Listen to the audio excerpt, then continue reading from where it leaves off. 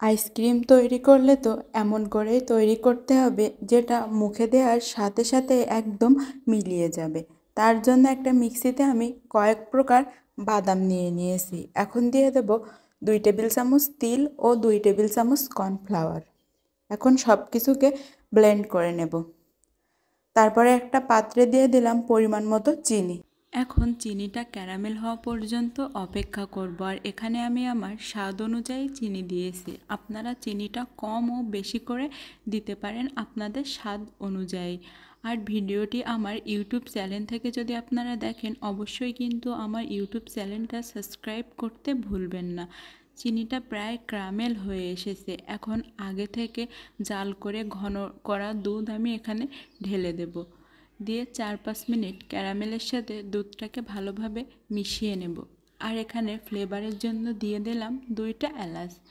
এখন নেড়ে চেড়ে রান্না করে নেব 5 থেকে 6 মিনিট। 5 থেকে 6 মিনিট পরে আমি যে শুকনা গুঁড়ার মিশ্রণটা করে রেখেছিলাম এই মিশ্রণটা দিয়ে অনবরত নাড়তেই থাকবো 4-5 মিনিট। 4-5 মিনিট পরে কিন্তু এটা অনেকটাই বেশি থকথকে হয়ে আসবে। এ পর্যায়ে চুলা থেকে নামিয়ে ঠান্ডা হতে রেখে দেব। এমন থকথকে যখন চলে আসবে তখনই চুলা থেকে এটাকে নামিয়ে রাখতে হবে। আপনারা দেখেই বুঝতে পারছেন আমি কতটা ঘনত্ব এটাকে নামিয়েছি।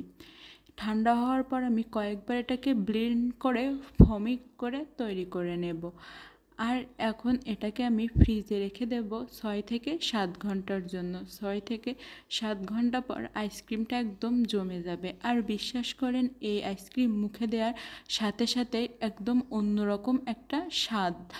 আর যারা বাদাম পছন্দ করে তারা বাসায় একবার হলেও এভাবে এই আইসক্রিমটা তৈরি করে দেখবেন। খেতে মাশাআল্লাহ অনেক বেশি মজা হয়। আর এভাবে আইসক্রিম তৈরি করে বাসায় রেখে দিলে আপনি যে কোনো সময়ই এটা বের করে খেয়ে নিতে পারেন। আর এভাবে আইসক্রিম তৈরি করার পর আপনি দোকানের আইসক্রিমের কথা একদমই ভুলে যাবেন।